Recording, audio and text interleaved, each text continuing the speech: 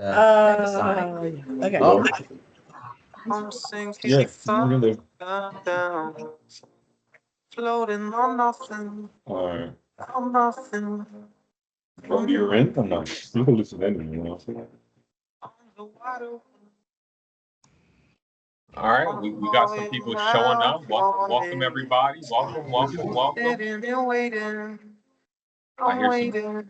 Can they meet? music playing. I hear people talking. So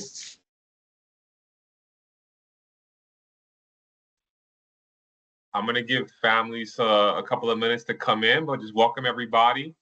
As y'all come in, I just want to let you know that I am going to be recording this presentation. So, if you have people that you know who are going to be able to make it, know that it's going to be posted on the Land O'Lakes website. So, we got a lot of information that I want to share with y'all today. I appreciate you for taking time out of your busy evenings for joining us. I know that you probably have a lot of questions about your child's choices for next year. I see some students on the chat as well, so I'm glad that students and families are joining us. So just so that everybody knows, I want to introduce myself. I know some of your students I got a chance to meet so far. My name is Cameron Moody. I'm the ninth grade school counselor, and I'm joined by Mrs. Bierman. I'll let her introduce herself as well, and then we'll go ahead and get started. Hello, everybody. We're excited to be here with you. And while Mr. Moody is talking to you, I'm going to be manning the chat. So if you have any questions, you can ask them, and I will be trying to answer them as quickly as possible. Yeah, we will have some time at the end where if there's questions that still kind of that are still there that have been unanswered, we'll have some time at the end to go over everything. So I know coming up on your child's sophomore years is a kind of a crazy sounding thing, but we're almost there. And so we're going to be going into the classroom in the next couple of weeks so that your child and your students can choose their classes for next year. And so at this point, they've all received a copy of their course cards, so they should have brought that home with you or with them. But if they haven't shown it to you yet, that's going to be another thing that we put on the school website for you to look at, so that they have a good amount of time between when they got it and when you all listen to the information today, to be able to make their decisions for next year once we actually choose them when we're in the classroom with them. So I got a lot of information I want to share.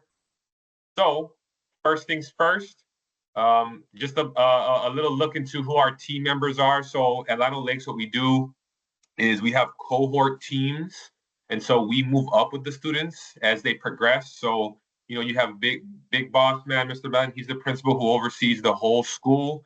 Mrs. Bierman is the assistant principal for the ninth grade. I'm the school counselor. I know it says Miss Joshua, but I'm Mr. Moody. Mr. Phillips is the graduation coach, so he's the person who helps students who are academically off track. We work really, really closely together and just making sure our students do what they got to do to get back on track towards graduation. And then we have a college and career specialist whose name is Miss Cologne. So in addition to myself, Miss Cologne's focus is going to be your child's college and career plan. So when we start having conversations around, what they're thinking about doing after high school, I have the baseline information. Miss Cologne is going to be the resident expert when it comes to those things. So definitely a solid team that we have supporting your ninth graders. So what I do want to cover today, we're going to spend most of our time covering the options that they have for course selection. But I do want to go over just your general graduation requirements so that you all are aware of them, that your students are aware of them, and as they make their selections, they'll have this as a baseline so that they can kind of guide their decisions for next year. And so first things first, just as far as credits go, so they have to satisfy a number of credits to get their diploma. That number is 24. And so that 24 credits is broken down by subject area. So you have 4 credits of English that they have to have, so 1 English per year. They have to have 4 credits of math, so 4 math credits per year. 2 of those maths have to be Algebra 1 and Geometry. They have to have 3 credits of science. 1 of those science credits has to be biology. And then for social studies, they have to have 3.5 credits, and those are pretty laid out for them. So they have to have 1 credit of world history, 1 credit of U.S. history, a half a credit of personal finance, and then a half a credit of U.S. government and a half a credit of economics. So those are the core credits. In addition to those core academic credits, they have to have 1 credit of a fine art class, 1 credit of a PE class. So at Llano Lakes, we do hope is what satisfies that requirement. And I'll talk through some other options they can use to satisfy that. And then they have to have 7.5 elective credits. So credits is one portion of what their requirements are. The other portion is the state assessments that they have to pass. So there's 2 state assessments they have to pass before they can walk across that stage and get their diploma in 2028.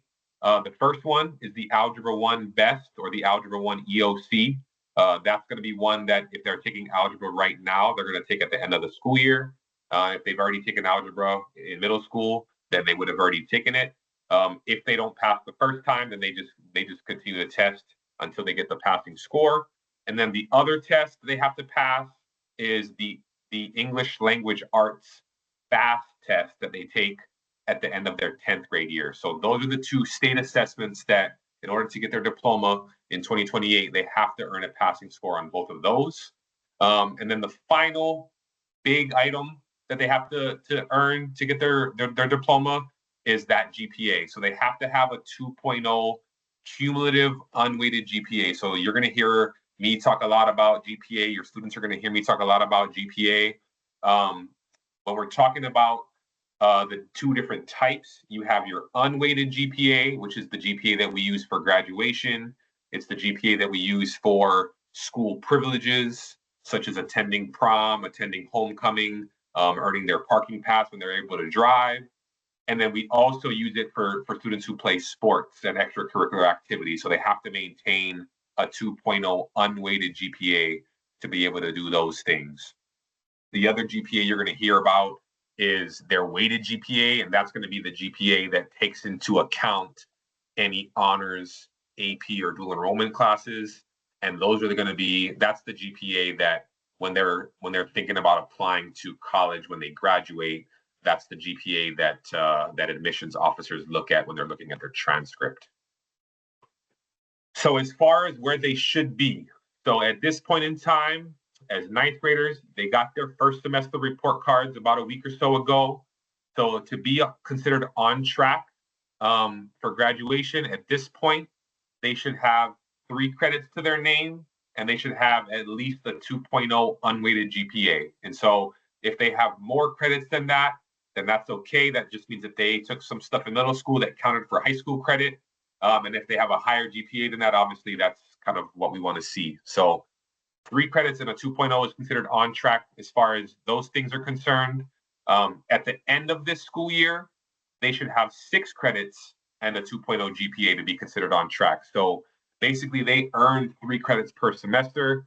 They earn 6 credits per year. So if you do the math, if they are passing all of their classes each year, by the end of their 4 years, they should end with exactly 24 credits or more to get their diploma. As far as the types of classes that we have, so I know we're talking about course selection today. So there's going to be 3 types of classes that they have the ability to choose from. You have your regular courses, which are basically your standard, your algebra ones, your English ones. For them, it's going to be English 2 or geometry. So those are just your standard curriculum courses. These are the courses that focus on making them life ready. It prepares them to pass the state tests, and it earns them credit. Then next level of rigor is you have your honors level courses. So these are going to be classes that prepare them for entry level college work. These are a little bit more academically challenging. They're a little bit faster paced. They dive a little bit deeper into some of the content. Deadlines are a little bit tighter, so the expectation is a little bit higher. Students who are in honors classes are expected to have a little bit stronger work ethic. They expect to be participant in classes, attending regularly, and then just being able to advocate when they're having a hard time. So, if they're struggling in class, being able to ask questions. And then you have your AP and your dual enrollment classes. So these are going to be the most rigorous classes that we have on campus. These are your college level classes. It prepares students for university level coursework. A lot of reading, a lot of writing, a lot of critical thinking involved. it's definitely going to require them to be studying or doing some kind of work on a daily basis. And then for both of these, they have the potential to earn college credit while in high school. So I'll talk a little bit more about, the difference between the two, but as we go through the options, one of the things that I've encouraged students to do, if they're deciding which level to choose, the best person that's going to be able to give them feedback is going to be their teachers. They see them every day. They have a pretty good picture of what their work looks like. And so they'll be able to give them the recommendations on where they feel their level should be. But we're also going to have some recommendations today as well. So if you look on your course card, so if your student has their course card, okay. If you don't, basically what we're going to have them do when we're in the classroom is we're actually going to have them write in their choices, and they're going to actually put their choices into the system. So a good rule of thumb for them to follow when deciding which English class to choose from, because that's going to be one of the first ones that they put on their course card, is going to be based on, number one, what class they're in now. Number two, what grade they are going to earn. So what semester grades they're earning. And then number three, those test scores. So those are three of the main factors that we take into consideration. Now, obviously, that's kind of the main data point that we have to go off of. So a student who's in English 1 right now, just regular English 1, if they kind of perform at the standard, so I would say if they're somewhere in like that C range or below, then I would say English 2 would probably be the best next class to choose. If they are sitting in English 1 or they're in English 1 honors, and they're in that kind of maybe high C, B, or A range, and they're scoring at standard. So on the FAST, they're scoring in the 3, 4, or 5 range. Then I would encourage them to think about pursuing English 2 honors.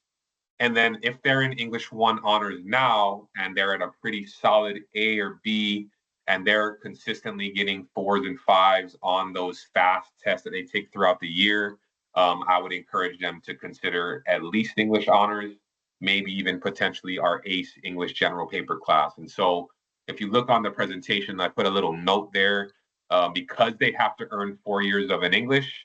If they take ACE English as their second English, then these are students who are planning to satisfy the next 2 Englishes by either taking AP classes their junior and senior year, or by taking dual enrollment classes their junior year. And the reason why I say that is because if they surpass English 2 and go straight to ACE, then the options for the remaining 2 Englishes are going to be slim, because ACE English is a class that is normally the class that our juniors take for English. So they wouldn't be able to have to go back and take English 2 after taking ACE. They would have to move forward and either take AP English or take dual enrollment English after their sophomore year.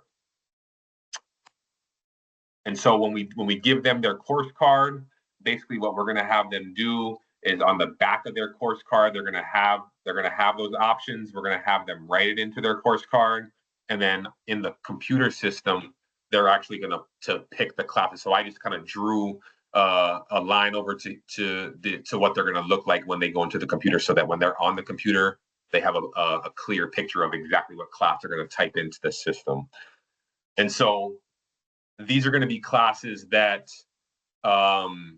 this presentation is going to be exactly the same presentation that I give the students. And so, I wanted you all to be able to see it so that, if they're here, they can see it as well. So that when we get to the actual classroom, they have a pretty good idea of what it's going to look like. All right, so as far as math goes, I know that math is a little bit different because, they're taking multiple different math classes depending on where they're at. And so a lot of students right now as 9th graders are taking Algebra 1 or Algebra 1 honors. That's our foundational math in high school. So if they're in that position, and let's just say math might not be the strongest subject, which I know math is everybody's favorite subject. If they're sitting at a C or below, and when they take that EOC, they're in that 1 or 2 range, then we would suggest them to take geometry. If they're in Algebra 1 or Algebra 1 honors, and they are hovering around that 3, 4, or 5 range on their EOC, and they're in that solid, B or A range, then that would be a student who we would encourage to try out geometry honors. And so just so that you all know as parents, if you're on the fence about whether you want them to do an honors class or a regular class, one thing I always tell students is, if you're in that kind of like gray area where you're not sure and you're on the fence and your grades are they're okay. One, definitely get your teacher's feedback. But two, I always say if you're leaning towards honors, it's much easier to start there and scale down than it is to start low and scale up. So if your teachers give you the feedback that they think you're ready for honors, but you're unsure, I always say start there and we can always scale you down. For those students who are in geometry, kind of similar trajectory. There's a bunch of different math they can take after geometry. And so if they're in geometry or geometry honors right now, and they're hovering in that kind of C or below range, the math that come next are all kind of in a similar position. So the standard progression would be algebra 2, but if we feel like they need a little bit more practice before getting to that point, we might suggest them take math for college liberal arts or math for college algebra. Again, the difference between the two is not great. They're both right about the same level of rigor, but math for college liberal arts and math for college algebra is gonna give them a little bit more practice before they have to go on and move up to algebra 2. If they are in geometry or honors right now and they're sitting pretty solid, high C, B, or A range, I would definitely encourage them to take algebra 2 or try out algebra 2 honors. The reason why I say that is because students who are taking geometry right now are a little bit ahead in their mathematical progression. And so if they decide that they want to go to college down the road, algebra 2 is like your baseline college algebra. So the intro college algebra class in college is going to be a lot of algebra 2 concepts. So, if that's part of your thought process, then I would definitely say if not next year, at some point you want to take algebra 2. And then if they are currently in algebra 2 honors, which if they were taking algebra 2, that's the level that they would be at, then the math that makes the most sense for them to take next would be your AP pre-calculus class. And that's kind of getting them ready to, potentially pursue AP Calc next year, the year after, or if they want to sidestep and do like an AP statistics class, they can. I always say it kind of depends on what class, what major they want to pursue. That can dictate what math that you might want to like lean towards. So engineering, physics, science, math majors, you want to go the pre-calculus calculus route. If you're doing something like business or social science or anything outside of the math science area, then you might want to pursue AP statistics down the road because that's going to be a little bit more closely aligned to what you're going to be majoring in when you get to school, to college. And so it's kind of the same concept. I just pointed out, I put this slide up there for the students so that when they're going through the course card, they can see what the classes they're going to be entering in look like, so that they can easily look those up when they're in the system. All right, so as far as science goes, they have to earn 3 credits. So some of our freshmen are taking biology 1 right now, some are taking biology 1 honors, some are taking earth space science. So if they're in earth space science right now, because biology is a must-have in high school, then the next step in their progression would be to take biology. If they're in biology right now and they're struggling a little bit, maybe not doing the best, hovering in that maybe mid to low C or below range, I would encourage them to take either earth space science as a sophomore or marine science. And then if they're taking biology or biology honors right now and they're doing pretty well, hovering in that maybe high C, B, or A range, then their test scores have been pretty solid, then I would say they will probably want to entertain either marine science honors or chemistry honors. We have physics there. The one reason why I would be a little bit hesitant for them to take that at this point is because the level of math that's going to be in there is a math they probably haven't reached yet. So with chemistry, chemistry is most often taken with algebra 2 because those two classes kind of align with the concepts that they're going to have in the class. And then with physics, a lot of the concepts that are in there are going to be similar to pre-calc. So I think those two classes combine really well. So for somebody who's, maybe entertaining the idea of taking physics, I would say that might be something you want to take while you're taking pre-calc so that, the concepts are bouncing off of each other pretty well. And then the same thing, just for them to be able to kind of look at it. There is one class on their course card that I didn't include in that progression, and it's the dual enrollment class. And so the reason why I kind of have it separately is because we have a dual enrollment science class that we offer on campus. And that would be something that if a student was interested in doing dual enrollment, there's a little bit of a process, which I'll explain later on in the presentation. They can take it as a sophomore. Most students take it when they're juniors, but if they want to take it as a sophomore, as one of their their 6 classes, they definitely can. And I'll cover, the process for what dual enrollment looks like later in the presentation. All right, and then the last core subject is your social studies, the social studies arena. So when we're looking at social studies, most of our 9th graders take that half credit of personal finance. So at this point, I would say 90% or more of them are taking either personal finance or personal finance honors. So as sophomores, they have to take a credit of world history. That's one of the social studies that they have to take. So the social studies progression is pretty laid out for them.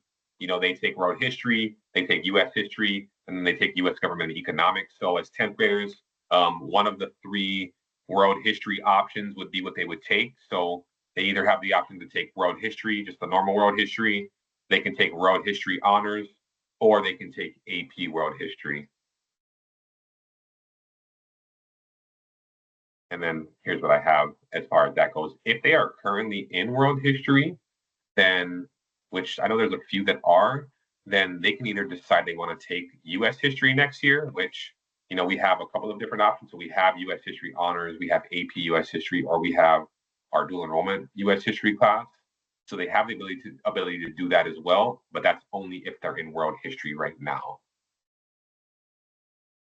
And then again, just kind of a layout for them to be able to visualize what they would be doing on their actual course card and what they would be putting in the system. And so if you notice, both on the science slide and on this slide, in that dual enrollment, if you look at that dual enrollment class that's on there, the reason why there's asterisks down there is because if they're going to elect to do that, we want them to have a backup option in the case that they don't end up meeting the eligibility requirements. So when you do dual enrollment classes, in addition to selecting them on your course card, you have to meet the eligibility requirements, which I'll talk about later. And so we want students who are looking at doing that to have a backup on their course card in the case that they, because they have to pass a test known as the PERT test. If they don't meet those requirements when the time comes to register for it, then they at least have a backup option on their course card for what they're going to take in this subject area. All right. So as far as PE goes, I know a lot of people are taking PE this year as 9th graders.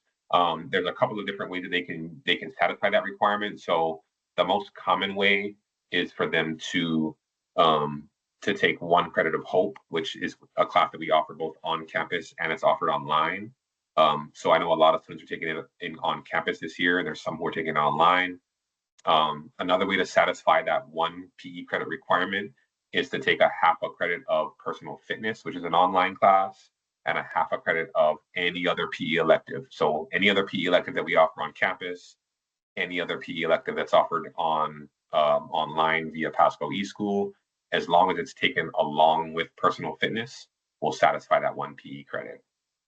And so if you look at that next bullet point below, the most common way that students do it online is by taking a half credit of personal fitness online, and then by either taking a half credit of outdoor education or a half credit of fitness lifestyle design. So that's going to be your online method of satisfying that PE requirement. Another way they can satisfy it is if they are a member of our marching band, if they take a half credit of personal fitness online, and they do the marching band for a couple of years, then they can get what's called a marching band waiver, which is basically they're satisfying the first semester of the health component of PE by taking personal fitness, and then the marching band, their participation in the marching band is satisfying the physical education component. And so in that case, we're actually waiving a half of that credit, so they would just need to earn that half credit in another elective. And then the other kind of waiver that we have is the sports waiver. And so if your child participates in a sport, whether that's JV or varsity, and it's recognized by the FHSAA, so it's interscholastic sports, if they do it for 2 seasons, then that waives the entire credit of PE. And so the same way that the marching band waiver works, where they waive the half credit and they have to take a half credit elective in its place, if they waive that full credit of PE through that waiver, then they have to take a full credit elective somewhere to make up for that, where that credit would have been. And so if that's something that your child wants to do, I would just have them come talk to me. You all can email me or call me, so that I can kind of like explain how that would work. But it's definitely a possibility for them. So the other elective that they have to earn, so of all the elective credits they have to earn, one of them has to be PE, the other one has to be a fine art of some kind. So we recommend that they take it early on, but they don't have to. Reason why, it's one of those things where, because it's only one credit, if they can, knock it out early on, it opens up their elective spaces down the road. So if they do want to take, some academic electives, if they want to take some AP or some dual enrollment, or other things, they don't have to worry about whether or not they satisfy that requirement. So if you're looking on their course card, we put like a little, I'm not sure what that symbol is called, but that squiggly line symbol next to all of the classes that satisfy that fine art requirement. So if you're looking at it, you can see that every class that has that little symbol next to it is one that satisfies a fine art requirement. And so while you're looking through, there's a little key on the course card that notates stuff like that. So there's one that has that squiggly symbol. There's one that has like an M for all classes that satisfy math credits. And so just I encourage students to pay attention to that while they look through and while they decide what they're thinking about doing. And so when it comes to fine art classes, some of them do require an after school commitment. So, if they're a member of the band, that requires an after school commitment. I know being a part of the dance class, that requires an after school commitment. Some of the acting classes might require an after school commitment. So that would be something that I would consider if they're thinking about doing that there is time that they might have to spend after school. All right, so we also have some of our career and technical education programs. So one of our most popular ones is our Culinary Academy. So our CTE programs are our career and technical ed programs that are usually 4-year programs that give students the chance to earn certification in these career fields. And so with the Culinary Academy, it's a course progression that's laid out for them. It is a program they have to apply to, and then once they get admitted, then this is their program for 4 years. So they would have one of their elective slots be taken up by a culinary class every single year. And the second year of culinary, so culinary 2, which is what they would take during their junior year, it actually meets that fine art requirement. So if your child is currently in the Culinary Academy and they plan to do it for all 4 years, and they're not in an art class right now, you don't need to fret, because if they plan to continue, then they will have satisfied that during that 11th grade year when they take Culinary 2. All right, some of our other electives. So one of the common myths that I like to debunk is that they have to have a foreign language to graduate. That is not a requirement for graduation. However, if they are going to go to a 4-year university, so if they plan to go directly to USF, to Florida State, or any of the state universities, or any university across the country, those require them to have the second year of a language complete. So they can take Spanish 1 and 2. They can take American Sign Language 1 and 2. They can take French 1 and 2. Those are ones that we offer on campus. There's also other languages that are offered through Pasco eSchool. So if they don't want to take one of those three, but they do have plans to attend a four-year university, then they can take other options that are offered through Pasco eSchool. But they do have to have that second year of a language completed in order to gain admission to a four-year university. Some of our other career and technical education pathways that we have, in addition to our culinary academy, we have our our information technology class. That's where students can get certified in Microsoft Office. Our digital design class is where students can get certified in Adobe Photoshop. So that's a four-year thing. Technical design, I have AutoCAD here. We actually just upgraded so that that class is for students who are interested in pursuing a field in architecture and maybe engineering. They actually use the Fusion software, which is the professional software that those fields are using now. And they do some 3D printing in there. So I know the students have a lot of fun in there. And then we have our early childhood certification, which is for students who want to work with, kids who are age 2 to 4. They actually have the ability to work directly with kids in our Little Gators program. So we have kids who come to the school, and our high school kids are learning how to work with, preschool age students and VPK students. And then we have our business track. So we have our business and entrepreneurship class. We actually are going to be introducing our marketing essentials class this year. And we also have our management and HR class. So for students who are wanting to pursue a field in business, they can start down this track.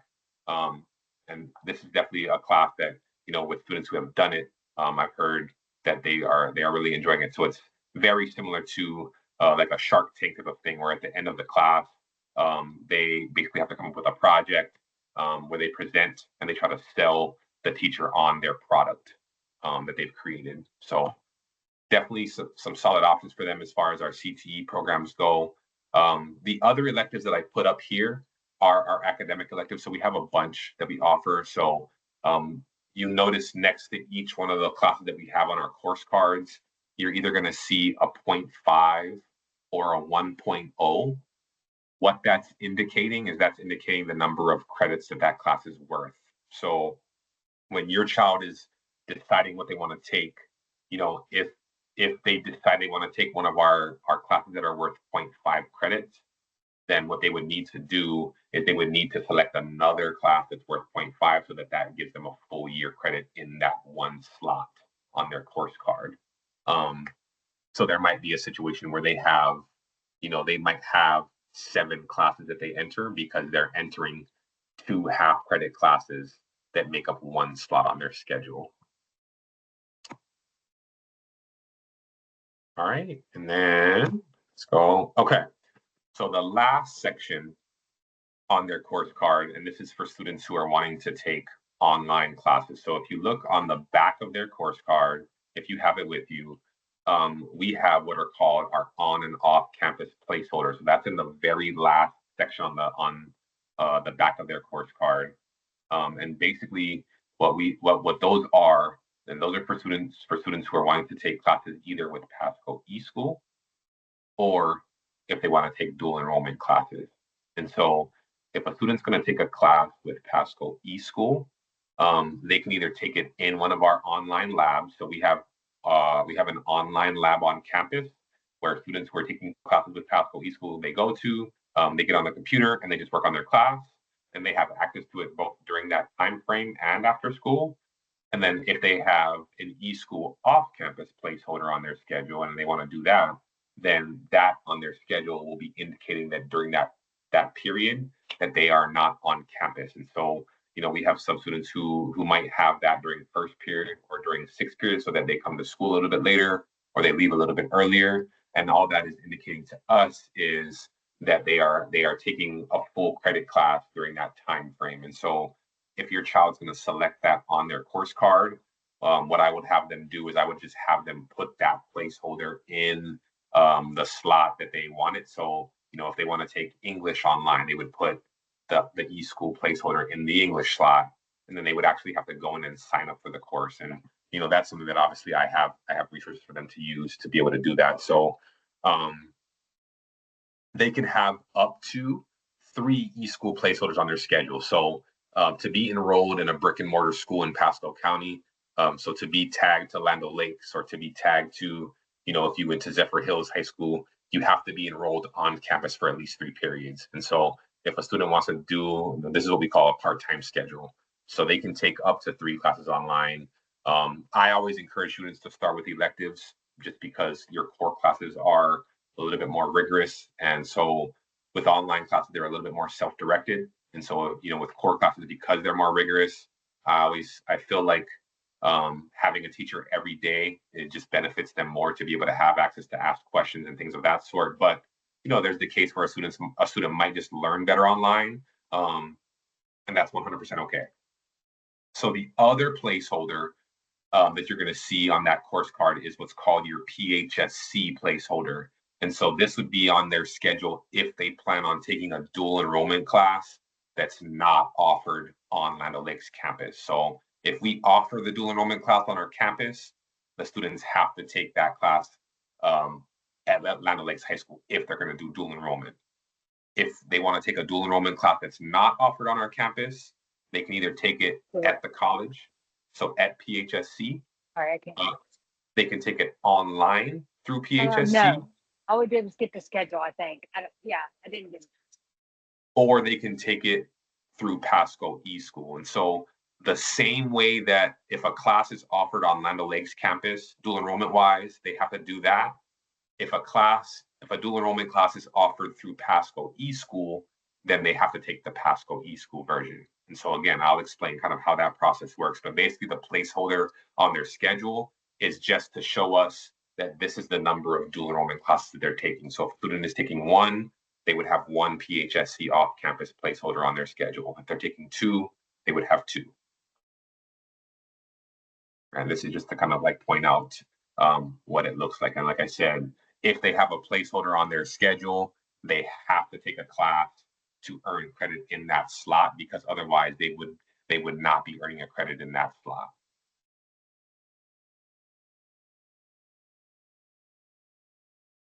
All right, so as far as dual enrollment and AP goes, the main differences between the two. So these are both of our college level classes that we offer. With dual enrollment, so this is a program that we offer through Pasco Hernando State College. This is where they would be taking the actual course is the college course. So whatever grade they get in the class, that grade also goes on their college transcript. So the reason why it's called dual enrollment is because they're taking one class, but they're getting high school credit and college credit for it at the same time. It goes on both transcripts. Because it's a college course, as parents, you all do not have access to the grades until after they are finalized, because PHSC has to abide by FERPA rules. And so you would see the grades after they got them at the end of the semester. But until then, it would have to be your students showing you their grades. And then to do dual enrollment, they have to meet 2 forms of eligibility. So they have to have a 3.0 unweighted GPA, and they have to pass a test known as the PERT test. And so we're actually going to offer the PERT test at Land O'Lakes High School, which I'll talk about some of those details in a little bit. So those are the main aspects of dual enrollment. As far as AP goes, for them to earn the college credit, so it is a college level course, for them to earn the college credit, they have to pass the AP exam at the end of the school year. So let's just say hypothetically they took an AP class. If they got an A in the AP class for both semesters, that would be on their high school transcript, not on their college transcript. And then if they pass the AP exam at the end of the school year, then that would then satisfy whatever requirement that class satisfies at the college level. And for AP classes, they don't have to meet those GPA or test score requirements like they do for dual enrollment. They essentially just have to sign up. But these would be classes that I would encourage them to get recommendations from their teachers because of the level of rigor that's in them, because it will require them to do studying and to do some level of homework and reading, probably about, they say the average AP kind of like rigor is an hour of study or homework a night. So it's just getting them used to college. So as far as dual enrollment goes, so like I said, I wanted to give you guys some information. I know that's a program that some folks have asked me about already. And so we are actually going to have dual enrollment specific info session. So this one will be in person. So I know this has been super accessible to folks. We actually have an in-person dual enrollment info session at Land O'Lakes High School. And I'll try to do something like this where we film it as well so that you can, if you're unable to make it, you can watch it. But that's going to be in March. So it'll be on March 27th, and it's going to be from 5:30 to 6:30 in the Commons. So no sign up needed. We're going to host it. So if you have questions or you want more information about dual enrollment, and it's more specific information because we're going to go over the entire process, just mark it on your calendar and show up. We'll be there. It'll be about an hour, and same like we were doing today. I'll give parents the chance to ask a lot of questions because I know you're going to get a lot of information that day. It's an excellent program, and so I just want to make sure that you and your students are informed as you can possibly be, because it is an opportunity that I want folks to take advantage of if it meets their their academic level of rigor. And so, in order to be eligible for dual enrollment, in addition to that GPA requirement, that 3.0 requirement, students also have to pass a test called the PERT test. And so the PERT test is a 3-part test. It tests the students on reading, on writing, and on math. And so we're actually gonna host that test at Land O'Lakes on Tuesday the 4th, and I meant to put Thursday the 6th, not Wednesday. So we're gonna do the reading and the writing portion on the Tuesday, and then we're gonna do the math portion on that Thursday. There is a sign up required. So if you want to hit this QR code now, you can, and that'll take you to the sign up form. We also have a sign up form that I'm going to send out to all of our eligible students, and they also have access to be able to sign up at school. So if they just pop up to the student services office, we have the same QR code on the front desk. They can just hit that QR code, sign up for it, and their spot will be reserved. So the deadline to sign up is the 21st of February, so they have plenty of time, but spots will fill up fast. So I would encourage students who are thinking about doing this to start signing up. It is going to be after school, so we're going to do it in the media center, and it'll start promptly at 1:45. And the test is about, I would say, we have the ability to give them as much time as they need, but it usually takes about 2 hours for them to complete. So I would give yourself that window on those days, but definitely something that if you're thinking about doing dual enrollment, I would say just sign up for it. You can always decide whether or not you want to do it. And as far as preparation goes, if you just go on to Google and you just search PERT study guide, there's a bunch of different study guides that are out there. I wouldn't say that there's any one that's better than the other. The more preparation they do, the better. So that's going to be in about a month. All right, so just as like a last reminder, when they're selecting their classes, they're gonna have 6 classes on their schedule, no matter what. So they could be ahead in credits, but they're always gonna have 6 slots filled. So when they go onto their course card and actually write in their choices, we're gonna have them write in 4 core classes. So they're gonna write in 1 English, 1 math, 1 science, 1 social studies, and then they're gonna actually write in 5 electives. So the reason why we're having them fill in 5 is because we have them pick their top 2, and then the bottom 3 are going to be just their backups in the case that their top 2 are full. I just put a little note that they can't earn duplicate credit. So if they've already taken a class, they can't take it again. The only time that would occur is if they end up not passing a class and they have to replace that F because it's a credit they have to earn. Then we would do what's called credit recovery. And so credit recovery operates in a bunch of different ways. So, we have summer school, we have after school credit recovery options, and we even have a credit recovery class that we kind of have for them down the road. So if they get to their junior and senior year and they still haven't earned, all the credit they have to earn, or let's say they earned an F down the road, then they have the option of doing that where they can basically earn an elective credit and replace the F that they earn, but they can't earn a credit that they've already earned if it's above a C. So D's and F's can be replaced, C's and above, that's what they have. And so again, we just want to encourage students, if they have questions, if y'all have questions, you can always reach out to me. but also their teachers are going to give them some pretty solid feedback as far as what's going to be the next most appropriate placement for them.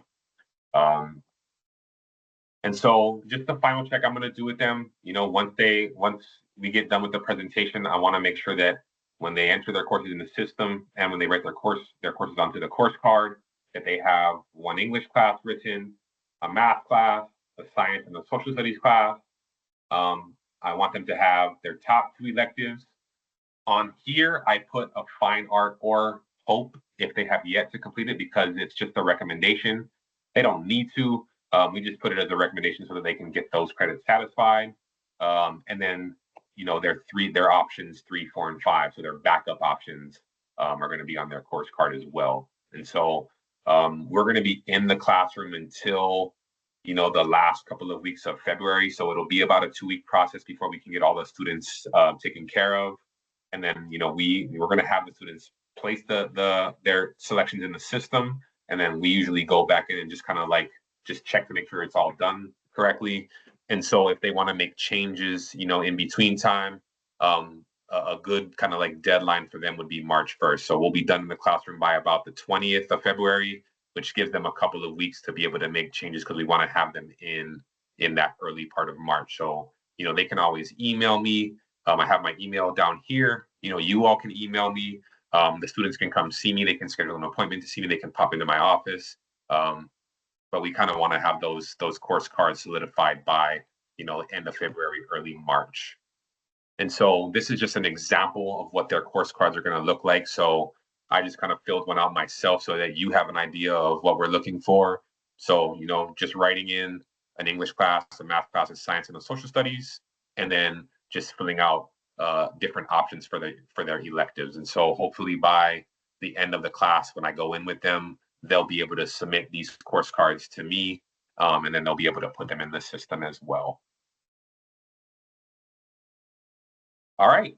I know that was a lot of information. I did want to open it up. I know we still got about 13 minutes or so, but I did want to open it up for questions. So I appreciate y'all. I hope that information was helpful.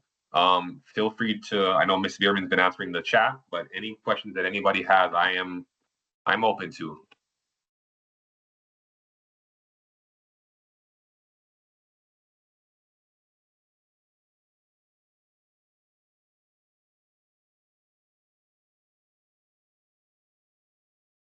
Let me check the chat. So the question was, is driver's ed offered as an elective? Driver's ed is an online class. So if a student was going to take driver's ed, that would be a half credit online class that they would take through Pasco eSchool. So if that's something that they're looking to do, they can either come see me and I can give them, I have a set of instructions that are step-by-step, or if it's easier for you to just email me, I can just send you the instructions for them to sign up. But that would be a half credit class that they could take. So they could take that either over the summertime, or if they want to take it as one of their classes on campus, then they would need to be in one of those eSchool placeholders, and then they would have to have another half credit class to be able to go with them. Let's see what other questions we have.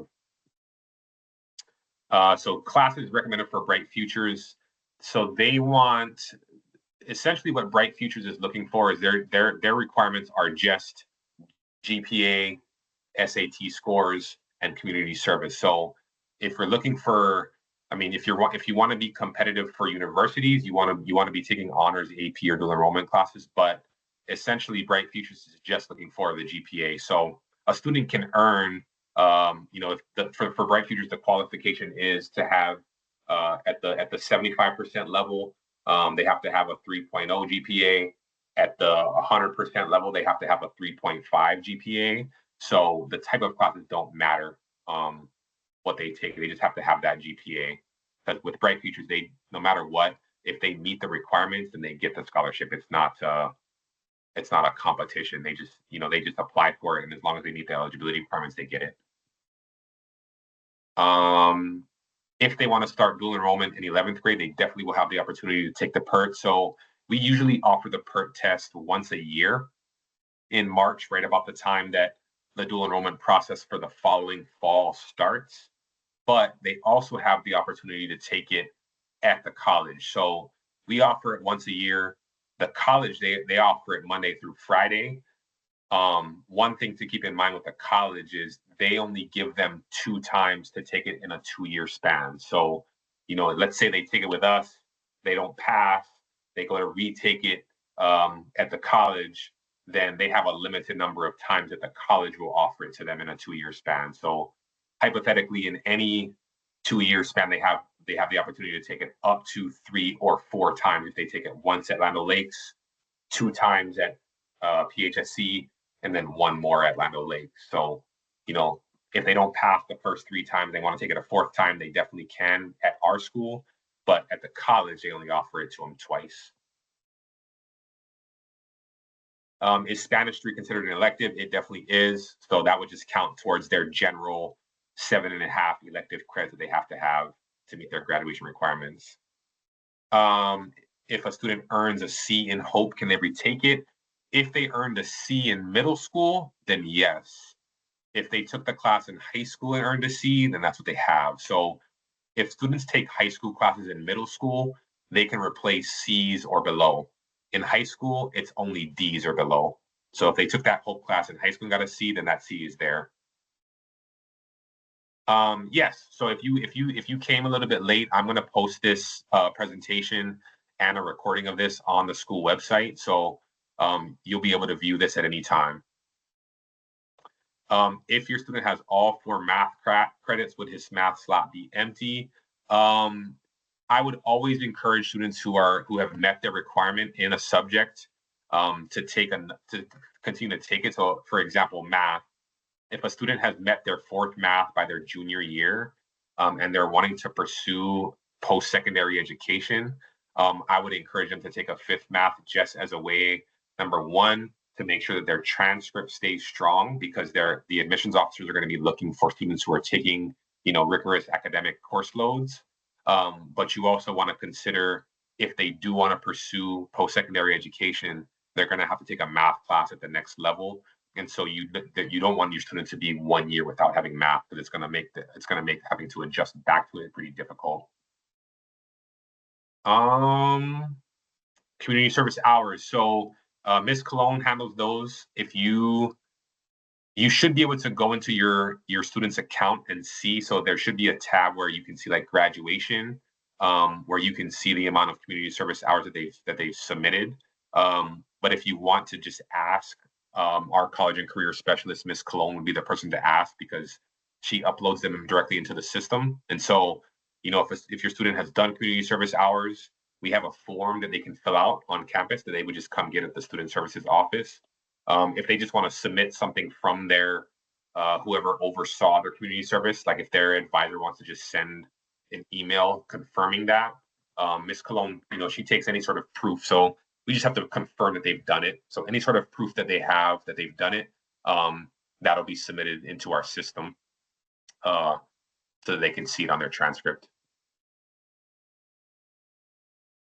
As far as dual enrollment is concerned, the GPA that matters is the semester GPA. So your quarter GPA is not going to be something that we look at for dual enrollment eligibility. It's always going to be what your cumulative GPA is. So it's going to take all of the classes that you've earned semester credit in, and whatever that average is going to be what dual enrollment eligibility is based off of. 10th grade is world history.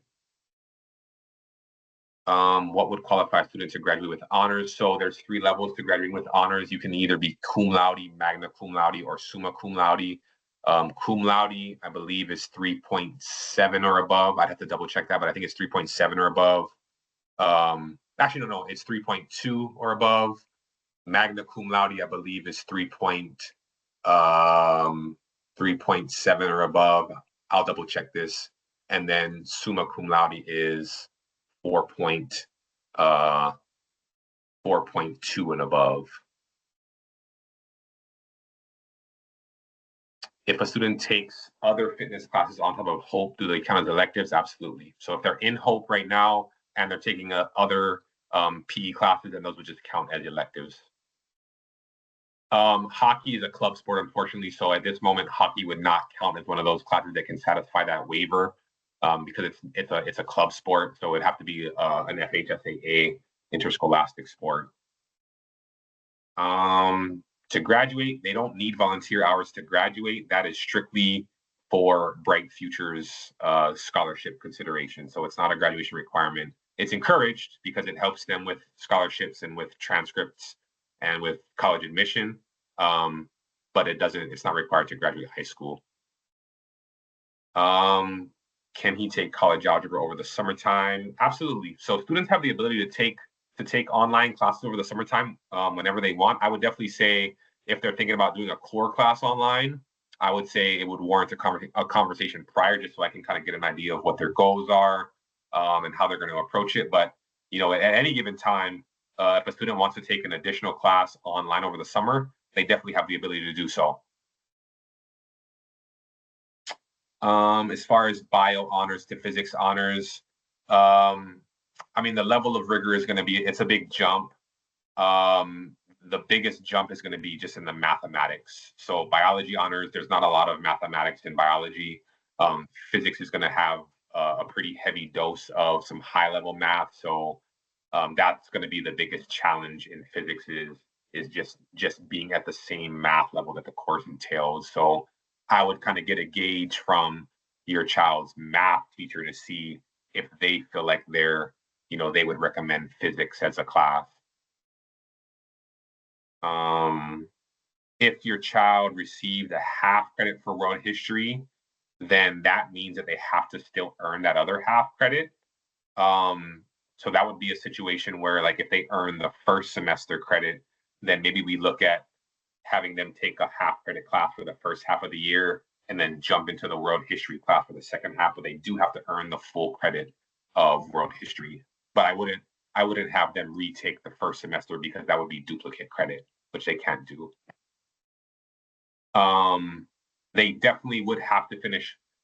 It doesn't have to be hope, but they have to have one credit of PE satisfied. So whether it's hope, whether it's a half credit of personal fitness with any other PE elective, whether it's a half credit of personal fitness with the band waiver, or if they are planning on participating in sports for 2 years, then any of those things satisfy that requirement. But they do have to satisfy that PE requirement in some way, shape, or form. What elective is visual arts? So if you took a visual arts class, that would count towards your fine art credit.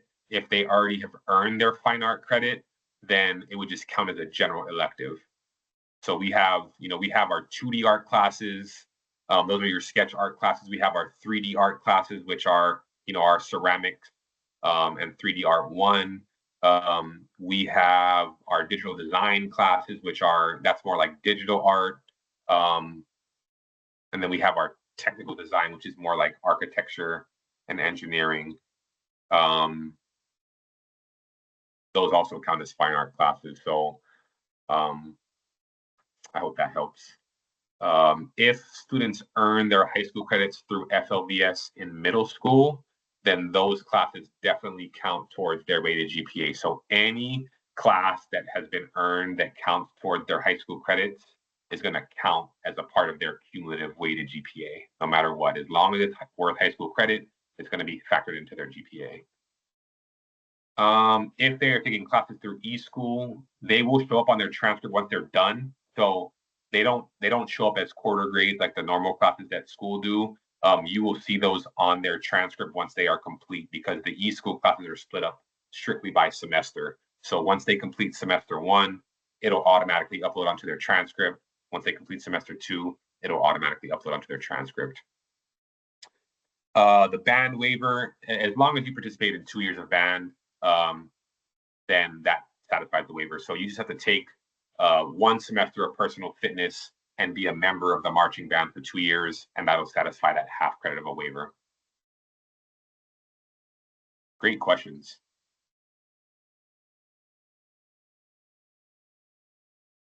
Correct. If they do hope this year, their 1 credit of physical education is satisfied.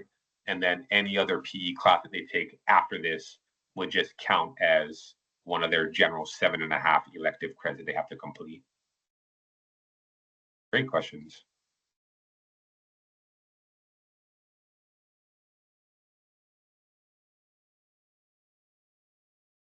All right. Well, y'all have been amazing. I love the questions. I love the engagement. I hope this was helpful.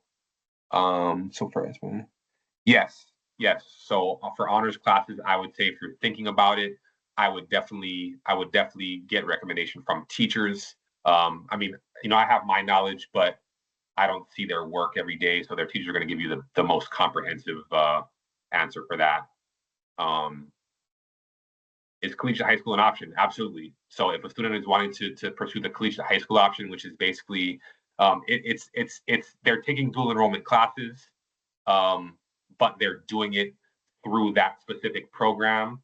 That would be one of the programs that they would apply through the Pasco Pathways application. So I know that application is passed for next year.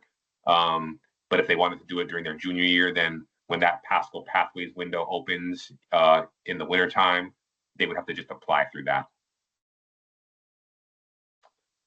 Yes, the elective options definitely, they don't change, they just expand. So as they get older, their elective options widen. So the more options they'll have. This is about when you look at their 10th grade course card, this has most of them. There's only a couple that are going to be on there, when they become juniors, when they become seniors. But as they progress, the options of classes definitely expand. Law studies is considered an elective. So anything for social studies, anything, even if it's a history class, anything that's not world history, US history, government, economics, or personal finance is considered an elective. Good question.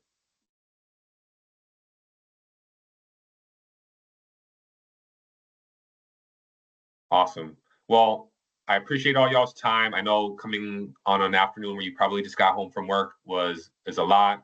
I hope this was helpful. If you all have any questions, you can always email me. My email is cmoody@pasco.k12.fl.us. My office number is 813-794-9417. Again, I'm going to post this on the Land O'Lakes website. It's going to also have a copy of their course card. So if you do have questions, feel free to reach out. Feel free to view the presentation again. And yeah, I look forward to the next 4 years with everybody. Take care.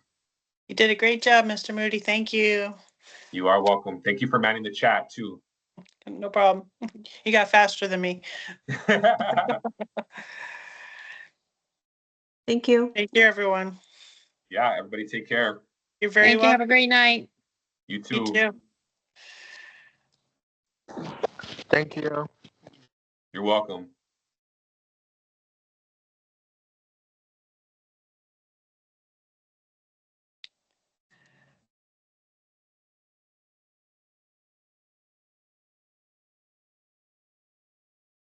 Stop this recording. Thank you. Good night. Good Have a good night. night.